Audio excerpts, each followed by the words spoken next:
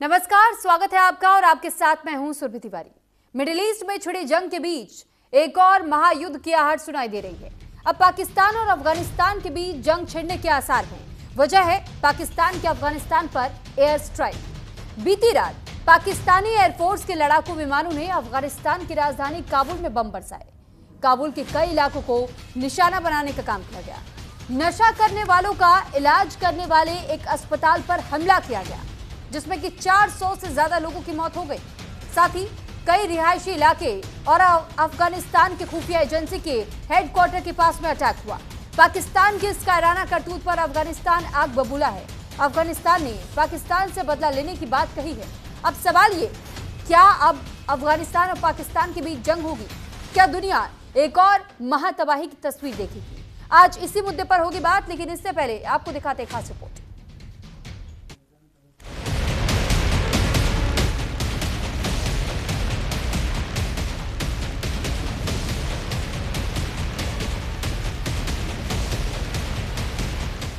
काबुल, जो कभी जंग के जख्मों से उभरने की कोशिश कर रहा था, आज फिर बमों की गूंज से कांप उठा। रिपोर्ट्स के मुताबिक पाकिस्तान ने काबुल में कई जगहों पर एयर स्ट्राइक की। हमले के बाद जोरदार विस्फोट हुए, कई इलाकों में भीषण आग लग गई, अस्पताल तक को नहीं बख्शा गया। अफगानिस्तान का आरोप है कि यह हमला सिर्फ सैन्य ठिकानों पर नहीं, बल्कि आम नागरिकों को निशाना बनाकर किया गया। हमले के निशाने पर रहे रक्षा मंत्रालय के पास, खुफिया एजेंसी के हेडक्वार्टर के पास, नशा मुक्ति केंद्र। सबसे बड़ा आरोप, नशा मुक्ति केंद्र पर एयर स्ट्राइक, जहां इलाज करा रहे लोग भी इस हमले का शिकार हो गए। काबुल की सड़कों पर हर तरफ मलबा, चारों तरफ धुआं और चीख पुकार। स्थानीय लोगों का कहना है कि हमने एक के बाद एक धमाके सुने और फिर सब कुछ खत्म हो गया। राहत और बचाव कार्य जारी है, लेकिन मलबे में दबे लोगों की संख्या लगातार बढ़ती जा रही है। काबुल में कई जगहों पर हमला, हमले के बाद काबुल में कई विस्फोट से लगी भीषण आग। हमले में 400 से ज्यादा लोगों की मौत, हमले में करीब 300 घायल। काबुल में कत्लेआम का आरोप। अब अफगानिस्तान का पलटवार कितना खतरनाक होगा? अब सवाल है कि आखिर पाकिस्तान और अफगानिस्तान के बीच ये टकराव क्यों? इसकी जड़ है डूरन लाइन। डूरन लाइन को लेकर दोनों देशों में विवाद। 2600 किलोमीटर लंबी है डूरन लाइन। अफगानिस्तान सरकार डूरन लाइन को नहीं मानती। 133 साल पहले खींची गई थी डूरन लाइन। 13 नवंबर 1893 को खींची गई थी डूरन लाइन। लाइन का एक छोर ईरान, दूसरा छोर चीन से मिलता है। डूरन के एक तरफ अफगानिस्तान के 12 प्रांत, डूरन के दूसरी तरफ खैबर पख्तूनख्वा बलूचिस्तान। पाकिस्तान डूरन लाइन को मान्यता देता है। इस लाइन ने पश्तून समुदाय को 2 हिस्सों में बांट दिया और यही बना टकराव की सबसे बड़ी वजह। यानी यह विवाद आज का नहीं, बल्कि कई सालों से ज्यादा पुराना है। दोनों देशों को बांटता है डूरन लाइन। डूरन लाइन की कुल लंबाई 2670 किलोमीटर। पश्तून और पंजाबियों में हुई तकरार। 26 जुलाई 1949 को पाक ने अफगानिस्तान पर किया हमला। 1949 अफगानिस्तान ने डूरन लाइन को मानने से किया इनकार। 1950 ब्रिटेन ने दोनों देशों के बीच की मध्यस्थता। 1976 अफगानिस्तान ने डूरन लाइन को दी मान्यता। 1996 अफगानिस्तान में शुरू हुआ तालिबान का राज। दोनों देशों के बीच फिर शुरू हुई तकरार। 2017 पाक ने डूरन लाइन पर शुरू की फेंसिंग। काबुल में बमों की गूंज, सीमा पर बढ़ता तनाव और दोनों देशों के बीच पुरानी दुश्मनी। ये संकेत है एक बड़े युद्ध के। अब पूरी दुनिया की नजर इस पर है, क्या अफगानिस्तान देगा करारा जवाब या फिर ये संघर्ष बदल जाएगा एक खतरनाक जंग में? क्योंकि अगर ये जंग बढ़ी तो सिर्फ 2 देश नहीं, पूरा क्षेत्र इसकी आग में झुलस सकता है। और इस पर ज्यादा चर्चा के साथ इस वक्त हमारे साथ खास मेहमान भी जुड़ चुके हैं। सबसे पहले मेहमानों का मैं तारुफ आप लोगों से करवा दूं। रिटायर्ड मेजर जनरल हमारे साथ अनुज माथुर जी, डिफेंस एक्सपर्ट जुड़े हुए हैं, और मल्लिका पांडे जी, विदेश मामलों की जानकार। साथ ही रिटायर्ड ब्रिगेडियर राजन जामवाल जो हमारे साथ डिफेंस एक्सपर्ट जुड़े हैं, जैद अनवर जी जियो पॉलिटिकल एक्सपर्ट हमारे साथ जुड़े हैं और हसाम दुरानी जी पाकिस्तानी पत्रकार हमारे साथ जुड़े हुए हैं। तो एक एक करके हम सभी मेहमानों का रुख कर लेते हैं, लेकिन इससे पहले मैं आपको जानकारी ये दे दूं कि जिस तरीके का ये एयर स्ट्राइक हुआ है, हालांकि उम्मीद यही की जा रही है कि शायद अगर मामला शांत हो जाता है समय रहते तो फिर ठीक, नहीं तो फिर क्या वाकई एक महायुद्ध का और मुहाना खुल जाएगा। इसी को लेकर के चर्चा करने के लिए अनुज माथुर सर, सबसे पहले मैं आपका रुख करना चाहूंगी। सर, जब ये स्थिति हम देख रहे हैं अफगानिस्तान और पाकिस्तान के बीच में, क्या ये जंग की आग अभी और भड़कने और धधकने वाली है? क्या हम रूस यूक्रेन के बाद, इजरायल अमेरिका और ईरान के युद्ध के बाद अब क्या एक और महाजंग देखेंगे क्या? जय हिंद। देखिए, आपको एक दो बातें, दुरानी साहब थोड़ी देर पहले भी मेरे साथ थे, मैं आपको दो तीन बातें शुरुआत आपके प्रश्न का उत्तर देने से पहले बता देना चाहता हूं। ये जो इसका मसौदा है, इसकी मकसद जो इस पूरे युद्ध का है, देखिए 3 अफगान एंग्लो अफगान वॉर्स हुए थे, उसके बाद 1919 में तीसरे एक एंग्लो अफगान वॉर के बाद एक रावलपिंडी वो हुआ था पैक्ट, रावलपिंडी ट्रीटी, जो कि भारत, इस शब्द से कुछ लोगों को परेशानी है, भारत और अफगानिस्तान के बीच में हुई थी। उस समय भारत था वो, और उसके हिसाब से फिर जो आपने बताया, उसके बाद एक बात और ऐड करना चाहता हूं। जब पाकिस्तान ने अपना यूनाइटेड नेशंस के लिए मेंबरशिप के लिए अपना नाम किया था, तो एकमात्र देश जिसने उसका ऑपोजिशन किया था, उसका नाम था अफगानिस्तान। अब ये जो आज की परिस्थिति है, ये परिस्थिति आज की नहीं है, ये परिस्थिति 50 वर्ष पुरानी है। 50 वर्षों से मेरा मानना है कि पाकिस्तान लगातार अफगानिस्तान में अमेरिका के कहने पर, I will repeat this line, Pakistan लगातार अफगानिस्तान में अमेरिका के कहने पर कत्लो गारत, ब्लड बाथ कर रहा है। वन।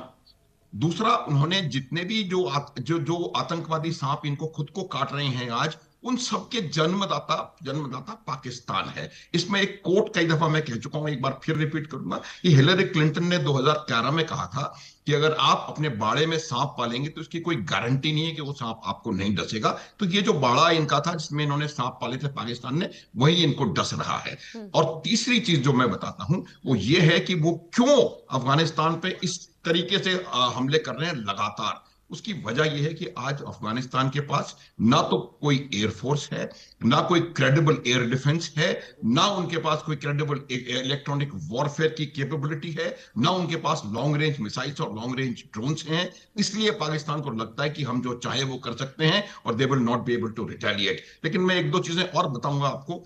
तो जहां अब आपका जो प्रश्न है, देखिए ये प्रश्न जब है, आज ये देखा जाएगा कि किस तरह से अफगानिस्तान एक ऐसा मुल्क है जिसकी 99% पॉपुलेशन, आई थिंक 99%, किसी और मुल्क को दुनिया में 99% मुसलमान नहीं है, 99% मुसलमान पॉपुलेशन है।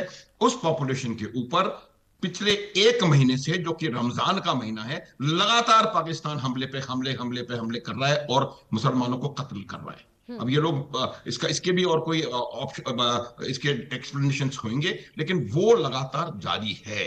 मुझे लगता है इससे ज्यादा गलत कोई काम नहीं हो सकता था। अब एक प्रश्न मेरा है आपका प्रश्न के बाद, कि ये टीटीपी तो 2007 से पाकिस्तान में परेशानियां इकट्ठी कर रहा है, अचानक से आज ऐसा क्या हो गया कि आपको अफगानिस्तान के ऊपर एरियल स्ट्राइक्स करने की जरूरत पड़ गई?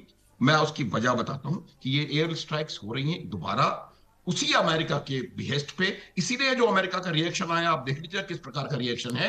तो उसी अमेरिका के बिहेस्ट पे ये बातचीत हो रही है, और इसमें दो तीन चीजें बिल्कुल साफ हैं, और वो ये है कि अमेरिका का चाहता है कि बागराम एयरपोर्ट, अब ये बोलेंगे कि बागराम एयरपोर्ट तो हमने पूरा ध्वस्त कर दिया, कोई पूरा ध्वस्त नहीं हुआ है, अब जाके देख सकते हैं उसे। बागराम एयरपोर्ट के ऊपर वो अफगानिस्तान की मदद, अफगानिस्तान का बागराम एयरपोर्ट को चाहिए। उसकी वजह 3-4 हैं जो हम सब जानते हैं, रिपीटेशन में कोई पॉइंट नहीं है। तो उसके कारण कुछ दिन पहले बागराम एयरपोर्ट पे भी इन्होंने हमले किए थे। तो अब अगर इस परिस्थिति में वहां पर हमले हो रहे हैं, तो इसको ध्यान रखना चाहिए कि जो रिटेलिएट नहीं कर पा रहा है, वहां जाकर के आप इसको कोलेटरल डैमेज कह करके वहां से नहीं निकल सकते। ये कोलेटरल डैमेज नहीं है। जम्वाल सर मेरे बुजुर्ग हैं, आप सुने रहे हैं या बैठे हैं, वो बताएंगे कोलेटरल डैमेज होता क्या है। ये कोलेटरल डैमेज नहीं है, ये कोलेटरल डैमेज नहीं है। या तो ये बहुत बड़ी भूल है या एक इंटेंशनली किया हुआ हमला है। आपको मैं बताता हूं, पिछले 26 फरवरी से लेके आज तक 835 सिविलियंस जो हैं उनकी जानें गई हैं अफगानिस्तान में, पाकिस्तान के ठीक हमलों है। में 835। उसमें 100 के करीब महिलाएं हैं और लगभग 30-35 बच्चे हैं। ये ठीक। कोई मामूली बात नहीं है। तो जब जहां तक प्रश्न है, देखिए अब क्या है कि हर एक अपनी अपनी स्ट्रेंथ पे काम करता है।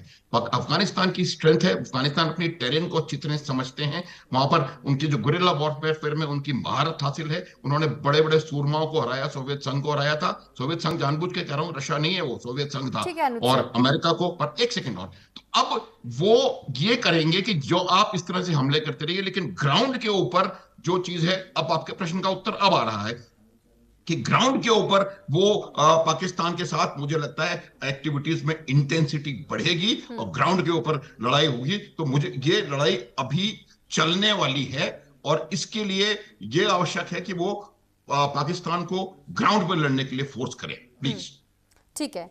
अब हसाम दुरानी जी, मैं सबसे पहले तो आपसे समझना चाहूंगी कि रमजान के महीने को आप लोग कितना पाक समझते हैं? देखिए, आपकी बात बिल्कुल दुरुस्त है, इसमें कोई दूसरी राय नहीं है कि सबसे मुतबरक महीना जो है वो पाकिस्तान या इस्लाम की अगर बात करते हैं तो दो महीने जो है वो बहुत जो है वो उनको ज़्यादा मुतबरक माना जाता है। एक मुहर्रम उल हराम है और एक रमज़ान है। लेकिन इसके साथ अगर हम देखते हैं तो बाकी जो आपके इसके अलावा भी एक दो अगरचे के सारे महीने जो हैं वो सारे के सारे मुतबरक हैं। और किसी भी महीने के अंदर अगर मैं बीइंग अ मुस्लिम अगर बात करता हूँ तो किसी भी एक जी रूह की और ख़ास तौर पे किसी भी इंसान की जान की जो है ना वो उसको लेना जो है वो एक शख्स की जान लेना का मतलब है कि पूरी इंसानियत की जान लेना है। अच्छा, दूसरी बात ये थी कि अभी अभी आप जो बात यहाँ पे हो रही है और अभी माथुर साहब ने जो बात की है उसके अंदर सिर्फ एक चीज जो है मैं उसके पहले ऐड करता हूँ, उसके बाद फिर मैं आगे आता हूँ। माथुर साहब ने ये कहा है कि अब वो चाहते हैं कि पाकिस्तान ये चाहता है कि सॉरी अफगानिस्तान ये चाहता है कि पाकिस्तान जो है वो ग्राउंड अटैक करे। अच्छा देखिए, बात यह है कि ग्राउंड अटैक हमें करने की उस वक्त जरूरत होगी जब हमने किसी जगह के ऊपर कब्जा करना होगा। ठीक है ना, ये नहीं कि अफगानिस्तान ये चाहता है ना माथुर साहब, आप नहीं चाहते, अफगानिस्तान ये चाहता है कि वो ग्राउंड अटैक करे। ठीक हो गया, हम ग्राउंड अटैक उस वक्त करेंगे जब हमें वहां पे किसी जगह पे ऊपर कब्जा करने की हमें कोई जरूरत नहीं है। फिर बात ये हो रही है यहाँ पे मुसलसल कि ऐसी कौन सी चीज थी, कौन सा ऐसा बैरियर था जिसको तोड़ दिया गया है, या ऐसी क्या मसाइल पैदा हुए हैं कि पाकिस्तान जो है उनके ऊपर अटैक कर रहा है। देखिए, ये पाकिस्तान की जानब से नहीं हुआ, ये उन अवाम की जानब से हुआ या उस अवामिल की जानब से हुआ है जो कि मुसलसल जो है पाकिस्तान के ऊपर जो उसको प्रोवोक कर रहे थे, और उसको प्रोवोक करने का नतीजा आपके सामने है। बल्कि मैं अपनी अपनी बात नहीं सर करता, मैं प्रोवोक इंटरनेशनल करने मीडिया के मामले में तो सर रमजान के महीने को भी आप लोग दरकिनार कर देंगे। सुन लेना। मैं एक तरफ आप मोहतरमा सर मोहतरमा प्लीज, अगर आप प्लीज बात सुन लें कि कुछ नहीं होता, कुछ नहीं होता, सुन लें। देखिए, अगर आपको इतना ही, अगर आप ये समझती हैं कि रमजान का इंतहाई बाबरकत महीना है, तो ये टीटीपी वाले जो थे, टीटीपी के जो खवारिज थे और फितरतुल हिंद के जो लोग थे, उन्होंने अभी रमजान के महीने में ही जो फौजी अहलकार जो थे, जो जख्मी फौजी अहलकारों की जो एम्बुलेंस जा रही थी उसको रोका और उसके बाद उनको उन्होंने जिंदा जला दिया। उसके ऊपर तो किसी किस्म का कोई बात ही नहीं हुई। ठीक है, अभी पहली बात, मैं ये नहीं चाहता, मैं ये बात बिल्कुल नहीं कह रहा, मैं इसको कंपैरिजन नहीं कर रहा, लेकिन मैं सिर्फ और सिर्फ दोगलेपन की बात कर रहा हूं। अब आते हैं दूसरी जानब, हमें ये बताया जा रहा है कि वहां पे एक हॉस्पिटल था और उसके जो है वो उसके अंदर 400 से ज्यादा बंदे शहीद हो गए हैं, उनको जो है पाकिस्तान ने बम्बारमेंट करके उनको खत्म कर दिया गया। मैं एक छोटी सी आपसे बात करता हूँ, जिस हॉस्पिटल की मुसलसल बात की जा रही है वो हॉस्पिटल जो है वो है 1 2 3 4 5 फ्लोर का हॉस्पिटल है। एक्चुअल अगर आपको शायद मेरी अगर नजर आ सके यहां से, तो आप अभी भी गूगल करके चेक कर सकते हैं, वो 5 फ्लोर का हॉस्पिटल है। ठीक है, शायद आपको नजर आ रहा हो जी। और एक्चुअल जो साइट है, हमें जो तस्वीर दिखाई जाती हैं, हमें जो वीडियोस दिखाई जा रही है, वो सिर्फ सिर्फ एक सिंगल फ्लोर है या ज्यादा 2 फ्लोर है। अगर मान लेते हैं कि हो सकता है पाकिस्तानी मीडिया झूठ बोल रहा है, लेकिन गूगल तो झूठ नहीं बोल रहा ना। हमें अभी इससे पिछले प्रोग्राम में मैं और माता साहब इकट्ठे मौजूद थे और उन्होंने यहाँ पे भी बात हुई, तो उन्होंने कहा था कि जी आप इसको गूगल कर ले। मैंने उस वक्त भी ये बात की थी, उस वक्त चले मुझे वक्त नहीं मुझे मिल सका। माथुर साहब इस वक्त मेरे सामने, लिहाजा मैंने उनको ये वीडियो तस्वीर दिखा दी है। तो सर माथुर साहब, बात ये है कि अगर पाकिस्तान झूठ बोलता है तो फिर गूगल क्यों जो है वो पाकिस्तान को झूठ बोलने पे मजबूर कर रहा है? या बेसिकली आप ये कह लें कि गूगल जो है वो पाकिस्तान के साथ मिल चुका हुआ है। 6 मंजिला या 4 5 मंजिला एक बिल्डिंग है, उसके अंदर कहा जा रहा है 2000 लोग की डेथ हो गई है। सर ये तो वही नैरेटिव हुआ जो पाकिस्तान के अंदर पॉलिटिकल पार्टी ने कहा कि डी चौक के अंदर हमारे 2,500 बंदा मर गया, हमारे ऊपर डायरेक्ट फायरिंग कर दी, जिसके ऊपर भारत के ऊपर भी बहुत सारे प्रोग्राम हुए मीडिया के ऊपर, मैं भी उन प्रोग्राम्स के अंदर शामिल हुआ। तो मैंने उनसे पूछा कि जनाब कोई वीडियो हमें दे दें, कोई सबूत हमें दे दें, सर कुछ भी नहीं मिला। इसी तरह का यही नैरेटिव जो है। लेकिन मैं इस बात की बिल्कुल मैं इसको डिफेंड नहीं करूंगा कि किसी भी सिविलियन की डेथ होनी चाहिए, कोलेटरल डैमेज नहीं होना चाहिए कहीं पे भी। अगर आप प्रीसाइज अटैक कर रहे हैं तो ऑटोमेटिकली वो प्रीसाइज अटैक ही होना चाहिए।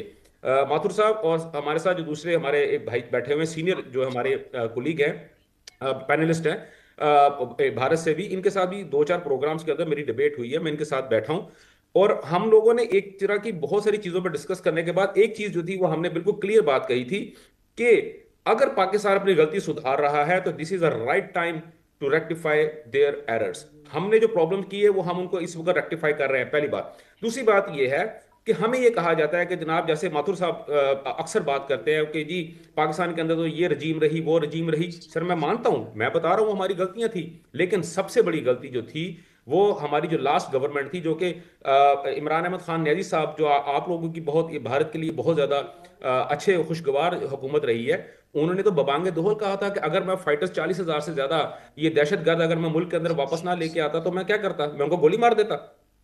फिर इसके अलावा अगर आप देखते हैं तो जब इन लोगों को पाकिस्तान की फौज ने जब यहां से बाहर निकाला था, उस वक्त पूरी पूरी कम्युनिटी ने, इंटरनेशनल जितनी भी वर्ल्ड है, उन्होंने ये बात कही थी कि पाकिस्तान बिल्कुल दुरुस्त कर रहा है, इनको बाहर निकाल रहा है। लेकिन जब इंटरनेशनल कम्युनिटी ने सारा कुछ जब ये कहना शुरू कर दिया कि अफगानिस्तान जो है वो नेक्सस बन चुका है दहशतगर्दी का, अफगानिस्तान के अंदर जितनी भी इस वक्त कालादम जमातें हैं, जितनी भी बैंड जमातें हैं, जो दहशतगर्द जमातें हैं, वो सारी वहां पे पनप रही हैं, वहां पे उनका न्यूक्लियस बन चुका है। तो सर बाकी लोग क्यों नहीं मान रहे इस बात को? पाकिस्तान ने हमेशा एक बात की कि भाई आप इन लोगों को पाकिस्तान के अंदर दरअंदाजी ना करने दे। उसका जवाब क्या मिला? नहीं जी, लेकिन जो क्योंकि मामला उनके पास इतने लंबे पावर है। समय तक सुनिए शांत ना, रहा, उसे सुनिए। अचानक से आग में घी डाल करके भड़काने का काम तो आप लोगों ने कर दिया। डूरन लाइन का विवाद ये आपकी पुराना सोच रहा है, है, ये लेकिन आपकी मामला तो सोच है, शांत ये था। अचानक से आप मोहतरमा, लोगों ने ये आपकी 22 सोच फरवरी है। के बाद से जो तस्वीर आप लोगों के अफगानिस्तान के साथ में बदली वो हर किसी ने देखा। हसाम साहब, मैं आपके पास लौटूंगी। जायद अनवर जी भी हमारे साथ जुड़े हुए हैं, जियो पॉलिटिकल एक्सपर्ट है आप। सर, जब हम जियो पॉलिटिक्स की बात करते हैं, क्या जियो पॉलिटिकल शिफ्ट होता हुआ दिखाई दे रहा है क्या? क्योंकि एक तरफ हम देख रहे हैं रूस यूक्रेन, दूसरी तरफ हम देख रहे हैं कि इजराइल, ईरान और अमेरिका, और अब तीसरे मुहाने पर एक और युद्ध की सुगबुगाहट मान ले हम इसे, या वाकई ये शुरुआत हो चुकी है? क्योंकि अफगानिस्तान ने तो क्लियरली कह दिया हम पाकिस्तान को अब बख्शेंगे नहीं, अब सीधे बदले की लड़ाई होगी। देखिए, ये पेशिन गोई बहुत दिन कब लोग कर चुके थे जी, कि अफगानिस्तान और पाकिस्तान में ये मामला होगा। जितनी बात भाई की सुनी हूं मैंने ना, हसन साहब की, उनके बाद से क्या लगता है ना कि एक मुहावरा है हमारे तरफ, उस मुहावरे से समझ पाइएगा कि मुल्ला क्या करता है ना कि अपने मिजाज को कौवा को हलाल कर लेता है जब खाने का मिजाज होता है, ठीक है ना जी। और जब उसको मुर्गा खाना होता है तो मुर्गा को, जब कौवा खाना होता है उसे हलाल कर लिया जाता है, और जब उसे मुर्गा खाना होता है फिर मुर्गा को हलाल कर लिया जाता है। तो कभी मुर्गा को हराम बुलाया जाता है, कभी कौवा को हराम कहा जाता है। ये मामला दिख रहा है, ठीक है ना। ओवरऑल आज जो रियलिटी क्या है ऑन द ग्राउंड में, ये अभी से शुरुआत नहीं हुई।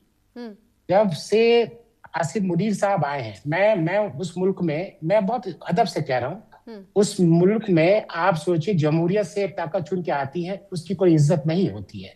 व्हाइट हाउस में मिलने जाते हैं आसिफ मुनीर साहब। आसिफ मुनीर साहब का तमाम स्टेटमेंट आप उठा के देखिएगा प्रीवियस, उस तमाम स्टेटमेंट में कहीं ना कहीं एक रंज और एक तमाम चीज दिखता है अफगानिस्तान के खिलाफ।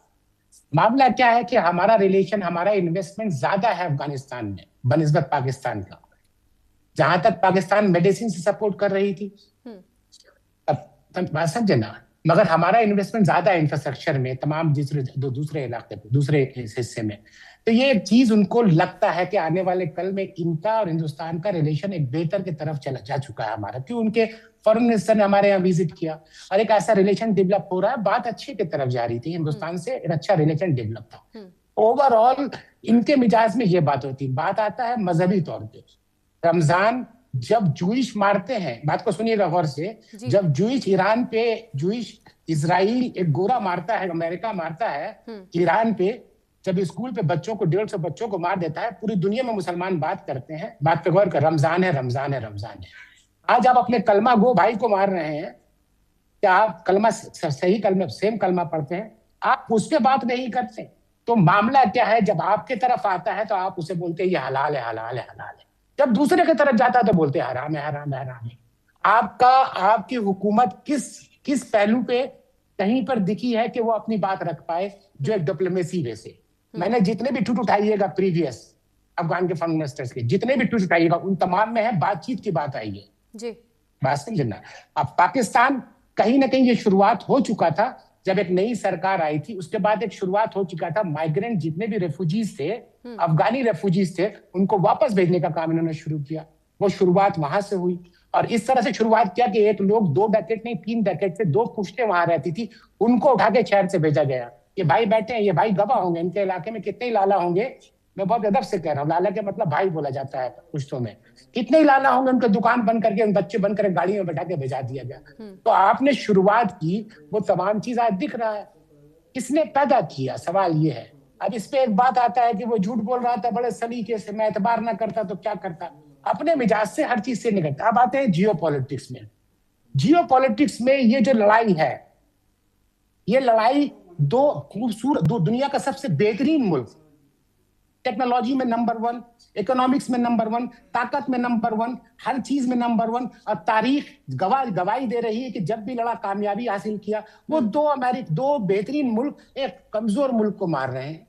और एक न्यूक्लियर मुल्क है जो पाकिस्तान, आप सोचिए वो किसको मार रहा है। तो ये पूरे दुनिया में एक सर्कल ऑलरेडी 2 साल कबल खिंच चुका था कि ये तमाम चीज होगी। मेरे ख्याल से मैंने आपके चैनल पे कहा था कि ये सर्कल ऑलरेडी हो चुका, people coming in and out, कुछ थोड़े देर के लिए आ रहे हैं, कुछ देर तक आएंगे, ये चलता रहेगा। क्यों? पूरे दुनिया में एक ऐसा आदमी आके बैठा है। पहले बात पे गौर करिएगा, आप अमेरिका में रहिए या नहीं रहिए, आप दुनिया के कोई भी हिस्से में रहिए, बात को समझिएगा। आप एक होनोलुलु एक जगह वहां जाके रहिए, या आप दुनिया के एक ऐसी जगह रहिए जो छोटा सा आइलैंड जिसे मालदीव्स कहते हैं, आप वहां रहिए, मगर अमेरिका का प्रेसिडेंट कौन बनेगा वो इफेक्ट उसको भी करता है। बात पे गौर करिएगा जी। मैं हिंदुस्तान की बात नहीं कर रहा हूँ, चाइना की बात नहीं कर रहा हूँ। तो ऐसा आदमी आके बैठा है, उसके पास कोई प्लान नहीं है कि दुनिया को अमन कैसे लाया जाए, कि वो ऐसा परेशान है कि वो बोलता है अपने भाइयों, अपने जो उसके आर्टिकल में तमाम जो नेटो में लोग आते हैं उनसे मदद मांग रहे हैं, तमाम दरकिनार जा रहे हैं कि नहीं भाई तुम्हारा मामला तुम समझो। क्यों? आपने शुरुआती दौर में इस पे 5%, यूके से आज तक कोई टैरिफ नहीं लगा, उसने 10% यूके पे लगाया। यूरोप पे कोई टैरिफ नहीं लगा, जबकि नेटो में उसने 25% 15% लगाया। पूरे दुनिया को तो आपने ऐसा कर दिया था, आज कहाँ वही आग आपके घर पे लगी, वही आग आपको घर पे लगी। तो ये तमाम जो मिक्सअप हो रहा है, कहीं ना कहीं पाकिस्तान और अफगानिस्तान का जो मामला है, ये कहीं ना कहीं हिंदुस्तान से हमारा गुड रिलेशन है तालिबान से। क्यों? तालिबान से कैसे गुड रिलेशन है? क्यों ये इस्तेमाल नहीं कर पा रहे ना हमारे खिलाफ? इससे पहले मसूद अजहर को छुड़ाने के लिए क्या किया था वाजपेयी के सरकार के दौरान में? आपने जमीन दिया उनको, आपने लैंड करवाया। लेकिन भारत का स्टैंड तो इस मामले में क्लियर है ना सर, कि भारत तो अफगानिस्तान के साथ खड़ा दिखाई देता है। नहीं, आप मेरी बात नहीं समझ रही। मोहतरमा पहले समझिए, जब अमेरिका छोड़ के वहां से गया, या चलिए भागा वहां से अमेरिका, मैं इस अल्फाज से कहूंगा, जब भागा तो हिंदुस्तान ने सबसे पहले रिकॉग्नाइज किया है, उस गवर्नमेंट को रिकॉग्नाइज किया हिंदुस्तान ने, चाइना ने रिकॉग्नाइज किया, वो तमाम चीज पाकिस्तान को डर लगा जी। वो तमाम चीज पाकिस्तान को डर लगा। तो ओवरऑल कहने का मेरा मकसद यही है कि हम किसी के करीब जाएंगे, हमसे जिससे भी रिलेशन अच्छा होगा, पाकिस्तान इसी तरह करेगा। कोई बहाना लेगा, बहाना ये है बोलेंगे आतंकवादी है। और आप आते हैं कि आप वार क्राइम नहीं हो रहा है। आप कितने अच्छे से जूश या इजराइल को कहते हैं कि वार क्राइम है, और कितना अच्छे से क्रिटिसाइज करते हैं, और अब वार क्राइम नहीं हो रहा है। आपने हॉस्पिटल में ये मामला किया, तो छोटा मोटा मामला है, बताइए। एक मरीज है, वो भी ज़हनी तौर पे कमजोर है, आप वहां पर इस तरह का बम मिसाइल मारते हैं, एयर स्ट्राइक करते हैं। इससे क्या मैसेज जाता है कि आप वार क्राइम, जिनेवा में अब कानून नहीं आता है कि ये वार क्राइम है। तो कहीं ना कहीं जब आप अपने हिसाब से बात करते हैं तो आप तमाम चीज को सही साबित कर देते हैं कि मैंने किसी और को खत्म करने के लिए किया। नहीं, ये दुनिया का 2 पहलू है। जब अपने हिस्से में बात आता है तो ये तमाम चीज हलाल है, जब किसी और के हिस्से में होता है तो ये हराम है। ये सिंपल सा लॉजिक है, पाकिस्तान का पॉलिसी ऐसा है। ठीक है सर, लौटूंगे मैं आपके पास। हमारे साथ रिटायर्ड ब्रिगेडियर राजन जामवाल जी भी डिफेंस एक्सपर्ट जुड़े हुए हैं। सर, बहुत देर से इंतजार आप भी कर रहे हैं, मलिका जी भी कर रही हैं। अब एक बार मैं आप दोनों का रुख करना चाहूंगी। सर, जब ये स्थिति हम देखते हैं, एयर स्ट्राइक जब पाकिस्तान ने अफगानिस्तान पर किया, कुछ समय तक हालात शांत थे, लेकिन डूरंड लाइन को लेकर के तो ये जो लड़ाई है, ये जो संघर्ष है, विवाद है, बहुत पुराना रहा है। आज अचानक से ये आग भड़कती हुई क्यों दिखाई दे रही है? सर, इसके पीछे की क्या कोई और मुख्य वजह भी मानी जा सकती है, या कोई और मुख्य ऐसा मुद्दा जिसको डाइवर्ट करने की कोशिश की जा रही है? देखिए, बिल्कुल आपके सवाल का जवाब देने से पहले मैं एक छोटी सी बात कहना चाहूंगा। हमारे पाकिस्तानी पत्रकार वो कुछ गूगल की बात कर रहे थे, और मैंने उतनी देर में मैंने भी थोड़ा सर्च मार लिया, एंड बीबीसी की एक रिपोर्ट पढ़ रहा था जहां पे अटैक हुआ। ये एक फॉर्मर यूएस मिलिट्री बेस था।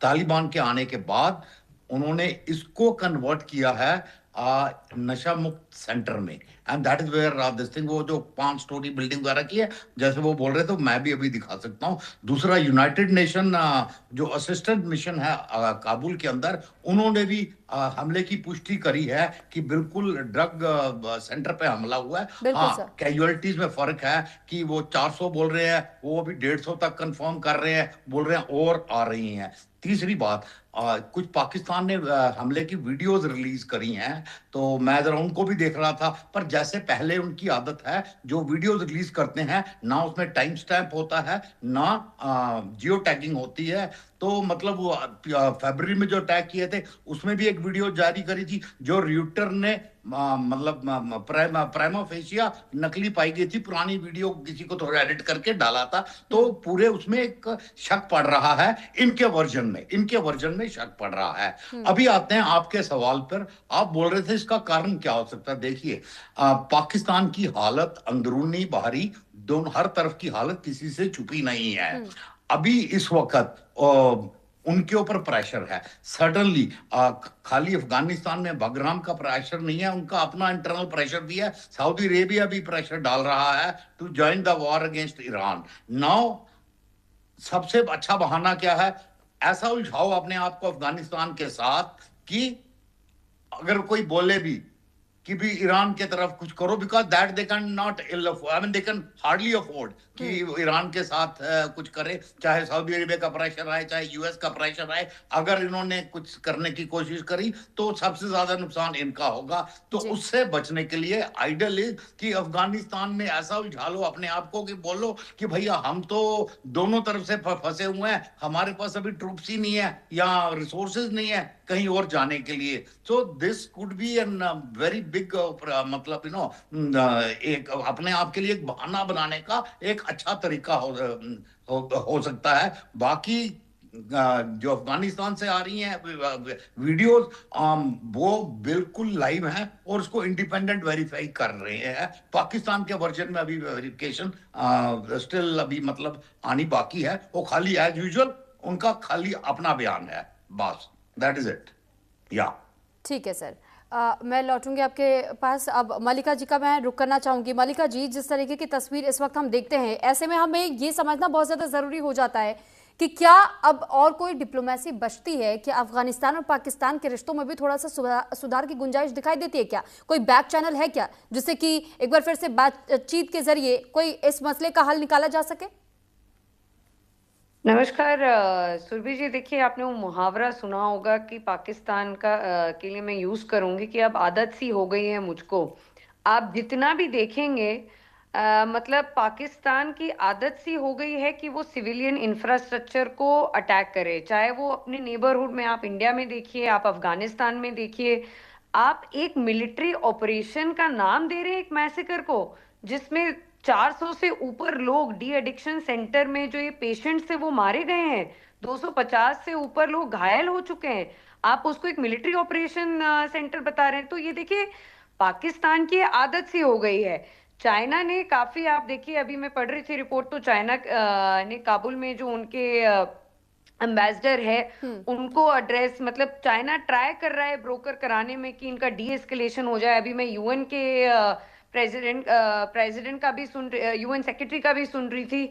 सब ये बोल रहे हैं कि डी एस्केलेट करिए वॉर। ऑलरेडी हम देख रहे हैं कि वेस्ट एशिया में एक ग्लोबल क्राइसिस खड़ी हो चुकी है, major oil supply chain shock हो चुका है। पाकिस्तान की खुद की इंटरनल में आप देखिए, चाहे वो बलूचिस्तान में हो, चाहे वो क्या कहते हैं 20% हाइक हो, 20% हाइक हो गया है वहाँ तेल का।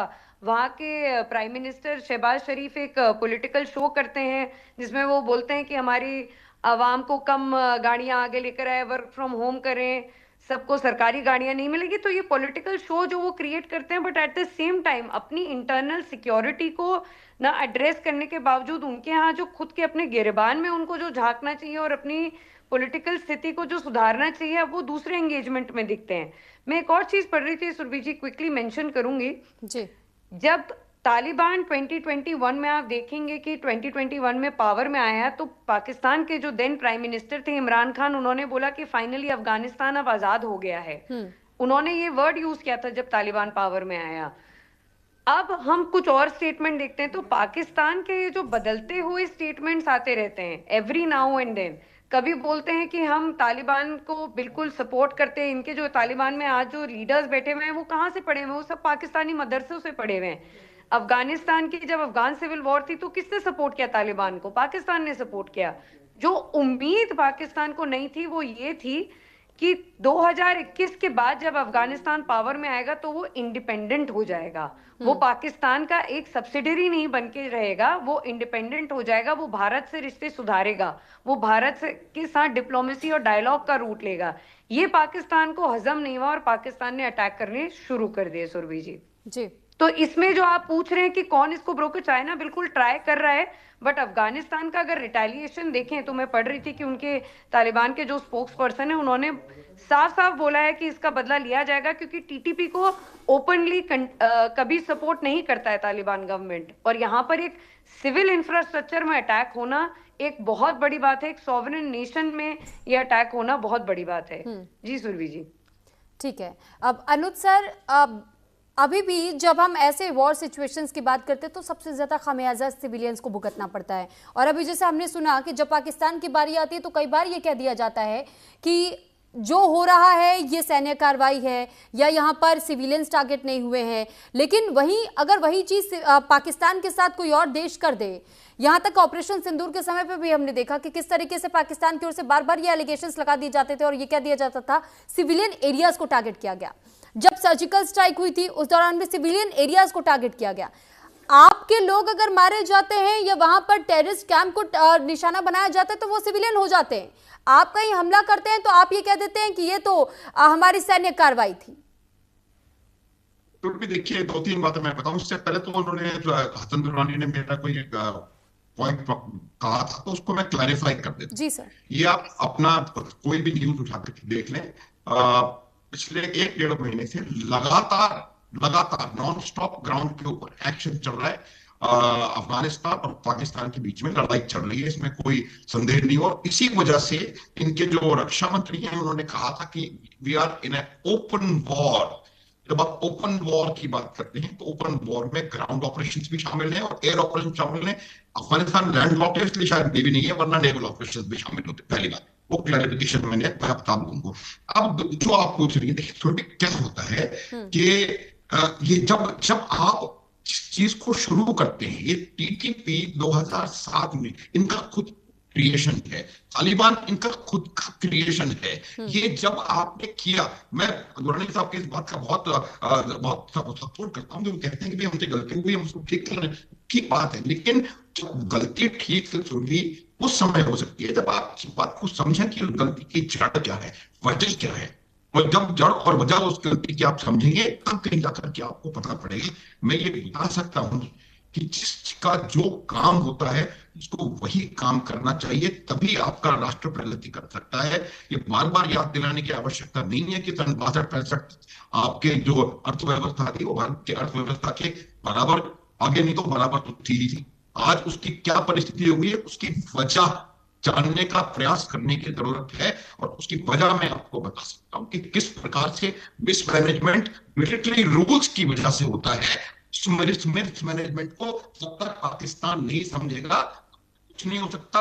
आज भी आज भी, चाहे वो जर्मनी में सिक्योरिटी कॉन्फ्रेंस हो या अमेरिका में कोई मीटिंग हो या सऊदी अरब में बातचीत करनी हो, तो वहां पर बर्दिल लगा करके सिंह मुंडीर पहुंचे हुए होते हैं। और इनकी कोई मुझे लगता है जो ये कह रहे थे कि पार्लियामेंट कहाँ है, वो पार्लियामेंट का प्रश्न इनको समय अपने आप से पूछना चाहिए। तो मेरी ये सलाह है कि इसको आपको ये समझने की आवश्यकता है कि डबल स्टैंडर्ड्स का जो है, उसको कहीं ना कहीं आपको देखने की जरूरत है, किसी और को देखने की जरूरत नहीं है, पहली बात।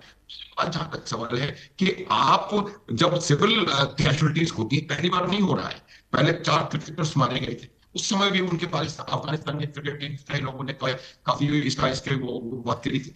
और ये मैं जो बता रहा हूँ उसको प्लीज याद रखिए, शुड बी 50 ईयर्स, ये अभी की बात नहीं, 50 साल से हो रहा है, 50 साल से लगातार। उसके उसको उसको समझने की जरूरत है। और किसी भी इस प्रकार के मैसेकर को आप कोलेटरल डैमेज कह के साइडलाइन नहीं कर सकते। ये डबल स्टैंडर्ड्स अमेरिका के, ये वो अमेरिका है जो कि कहता है कि कुछ लोग यूक्रेन में रशिया की तरफ से मारे जा रहे हैं, इसलिए आप रशिया से कुछ तेल नहीं ले सकते, कुछ उसके ऊपर 5,000 सैंक्शंस लगा देता है। इस प्रकार का कोई काम करता है, उसके पास सैंक्शंस की बात नहीं, बल्कि उनको ये कहा जाता है कि उनको अपनी सुरक्षा का अधिकार है।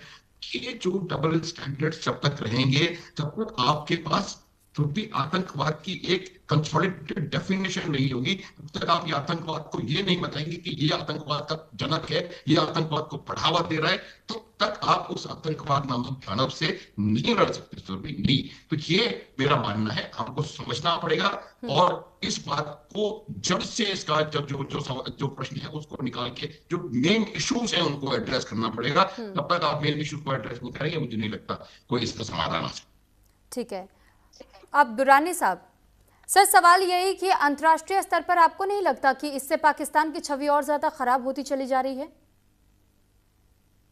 देखिए, इंटरनेशनल अगर आप सिनेरियो की बात करते हैं तो मैं अभी जिस तरह अभी माथुर साहब ने बड़ी अच्छी गुफ्तगू की है और उन्होंने कहा कि जी ये पाकिस्तान जो डबल स्टैंडर्ड्स के ऊपर जा रहा है, तो इंटरनेशनल की अगर मैं बात करता हूँ तो आप भारत के रिटायर्ड हैं लेफ्टिनेंट कर्नल राजेश पवार। अभी कल ही जो है मैं उनका एक पॉडकास्ट सुन रहा था, आपके इंतहाई मशहूर जो है वो पॉडकास्टर हैं उनके साथ, और उन्होंने कहा कि बीएलए और टीटीपी को जो है ना सपोर्ट जो है वो भारत कर रहा है।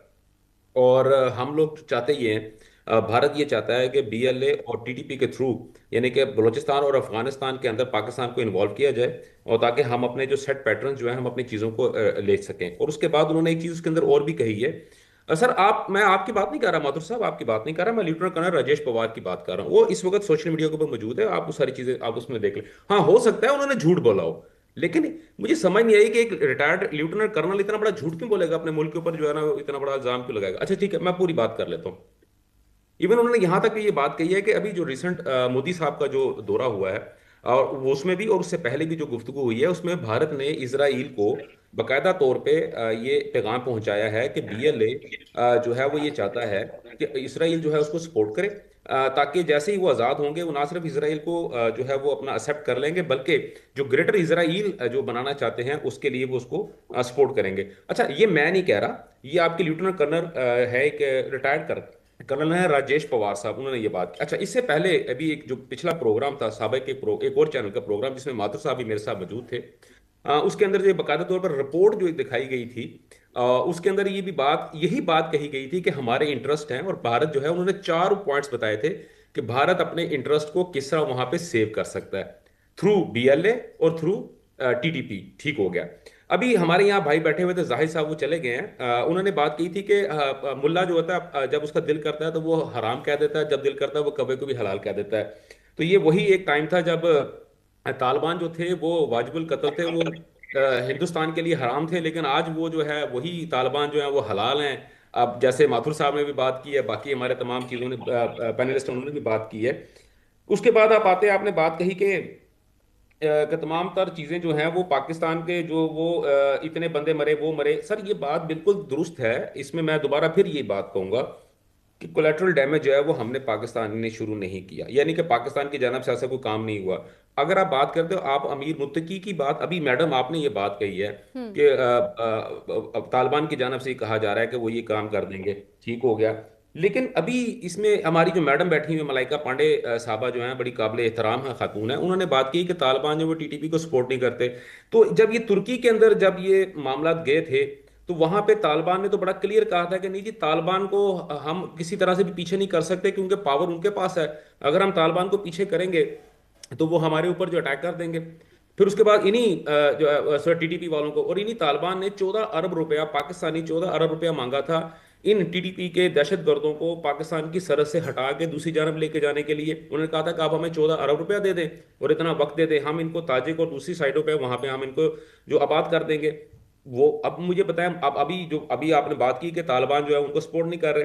तीसरी बात यह है कि अभी अमीर मुत्तकी साहब जो है वो तालिबान के हैं कि टीटीपी के हैं, लेकिन उन्होंने बड़ा क्लियर कहा है कि अगर टीटीपी के ऊपर अटैक होगा तो हम पाकिस्तान के इस्लामाबाद के ऊपर अटैक कर देंगे। तो इसका मतलब क्या हुआ कि तालिबान 110% जो है वो टीटीपी को सपोर्ट कर रहा है। तालिबान जो है वो भारत के साथ तो बहुत अच्छे उसके ताल्लुकात हैं, लेकिन भारत के जो खुद जो अंदर उनका थिंक टैंक है वो ये कहता है क्योंकि हम जो है टीटीपी और बीएलए के थ्रू जो है वो पाकिस्तान को तबाह बर्बाद कर देंगे। अभी इस तरह की कितनी चीजें जो हैं, हम इंटरनेशनल अगर बात कर रहे हैं, जैसे माथुर साहब ने ये बहुत अच्छी बात की कि जी अमेरिका भी उनके साथ है। जैसे मैंने पिछले प्रोग्राम में, मैं अभी दोबारा फिर कहता हूं कि बडग्राम एयर बेस के ऊपर अटैक किया तो उन्होंने कहा कि नहीं आप जाके देख लें। सर जी, अगर हमने जाके चीजें देखनी होती हैं तो हमसे ज्यादा इंफॉर्मेशन तो आपके पास है। दुनिया में सबसे ज्यादा अच्छी टेक्नोलॉजी भारत के पास है। एआई समिट आपने करवा लिया, वो अलग बात है, चाइना का कुत्ता आपने अपनी उस पर ठप्पा लगा दिया, आपने जो ड्रोन थे उस पर अपना ठप्पा लगा दिया, कोई मसला नहीं। लेकिन सर आपने इनिशिएटिव तो लिया ना, आपके पास टेक्नोलॉजी है। सर कम आप से कम चीजों को ग्लोबल लेकर check कर स्तर सकते पर हैं। किसी युद्ध को डिजिटल तौर पर जीत करके हमने ये ऐलान नहीं किया कि हमने कोई युद्ध जीत मेरी लिया बात है। सुन लें, मेरी बात सुन लें। मैं किसी भी गेस्ट की, किसी भी पैनलिस्ट की गुफ्तगू के दरमियान में नहीं बोला, ठीक है? तो मैं चाहता हूं कि मुझे भी काइंडली थोड़ा सा वक्त दे दे, क्योंकि वक्त बिल्कुल 2 या 4 मिनट रह गए, उसके बाद मैं आपसे माजरत चाहूंगा, मुझे जरूरत है क्योंकि अफ्तारी का वक्त होने वाला है। तो ये मेरा पॉइंट था। दूसरी इंटरनेशनल जो बात हो रही है उसके अंदर अमेरिका ने अगर ये कहा है कि जो कर रहा है पाकिस्तान बिल्कुल ठीक कर रहा है, तो इसका कहने का मतलब ये हुआ है कि अमेरिका, पूरी दुनिया ने अफगानिस्तान को पाकिस्तान के सामने ला के लटा दिया। उसने कहा जो करना कर लो, पहली बात। दूसरी बात, तालिबान और टीटीपी एक ही है, एक ही सिक्के का दूसरा रुख है। हाँ, इमरान अहमद खान नियाजी साहब ने जो अभी मोहतरमा पांडे साहबा ने बातें की हैं, उसके मुताबिक पाकिस्तान ने फख्र मनाया था, उसका खुमियाजा हम भुगत रहे हैं, वो हमारी गलती है, अब हम उसको रेक्टिफाई कर रहे हैं। तो काइंडली हमें अपनी गलतियों को, इमरान अहमद खान नियाजी साहब की जो गलतियां थी उनको रेक्टिफाई करने के हमें, अब हम इस वक्त उस पोजीशन के ऊपर आ चुके हैं, हम उनको रेक्टिफाई कर रहे हैं। हाँ, अगर यहाँ पे किसी के इंटरेस्ट खराब हो रहे हैं, भारत की इन्वेस्टमेंट खराब हो रही है, चाहे वो अफगानिस्तान के अंदर है, चाहे वो मिडिल ईस्ट के अंदर है, या कहीं और भी है, तो with the passage of time आपकी रिकवरी भी हो जाएगी। लेकिन राइट नाउ एक अफरियत जो है, एक दहशतगर्दी जो है, उसको हमें तबाह कर लेने दे, हमें उसको मार लेने दे। बाकी उसके बाद हम बैठेंगे, पूरी दुनिया मौजूद है, हर जगह आप भी बैठे हैं, हम भी बैठे हैं, अल्लाह आपको भी जिंदगी दे, अल्लाह मुझे भी जिंदगी दे। हम इसी तरह बैठेंगे और बैठ के हम जो है डिबेट कर लेंगे। मेरा ख्याल है मेरा पॉइंट मुकम्मल हो गया और अफ्तारी का भी वक्त हो गया, और आप लोग मुझे इजाजत दे तो बड़ी मेहरबानी होगी। ठीक है सर, बहुत धन्यवाद, आप हमारे साथ जुड़े और अपनी बात को आपने रखा। लेकिन ब्रिगेडियर साहब, मैं आपका रुख करना चाहूंगी, क्योंकि सर राजन सर, जब सवाल हसाम दुरानी साहब की तरफ से रिटायर्ड लेफ्टिनेंट कर्नल को लेकर के उठाया गया और कई सारी बातें उन्होंने की, आपने भी ध्यान से सुना, उस पर सबसे पहले मैं आपसे जवाब चाहूंगी, क्योंकि ये डिफेंस का जब क्षेत्र की हम बात करते हैं तो हम चाहते हैं कि बहुत सारी चीजें अगर डिफेंस के लिहाज से हम जजमेंट पास करते हैं तो कोई डिफेंस एक्सपर्ट ही इस बारे में बात करे। और देखिए, सबसे पहले जब वो अपना वो बता रहे थे 5 स्टोरी बिल्डिंग वगैरह जो मैंने बताया, उन्होंने इसके बारे में कुछ नहीं बोला। मैंने सीधा स्पेसिफिकली बताया था कि यूएस एयरफोर्स बेस था जिसको वो हॉस्पिटल में कन्वर्ट किया। उन्होंने कुछ नहीं बोला उसके बारे में, बिकॉज ये भी गूगल में चेक कर रहे होंगे, उन्होंने चेक कर, हाँ, कि उन्होंने चेक कर लिया, मैं सही बोल रहा हूँ, और ये ऐसे ही हवा में फेंक रहे थे। एनीवे, सवाल पे आते हैं आपके कि भाई, sorry, I forgot the question. Sir, retired lieutenant colonel का नाम लेते हुए उन्होंने एक एलिगेशन लगाया सर। देखिए, ऐसा है,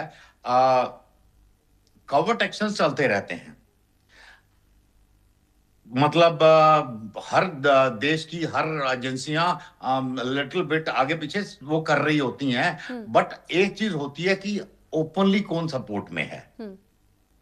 जैसे पाकिस्तानी बोलते हैं कि कश्मीरियों के साथ हम मॉरल सपोर्ट में हैं जी, तो यहाँ पे मैं भी बोलूंगा कि भी हाँ, टीटीपी और बीएलए के साथ हम मॉरल सपोर्ट में हैं।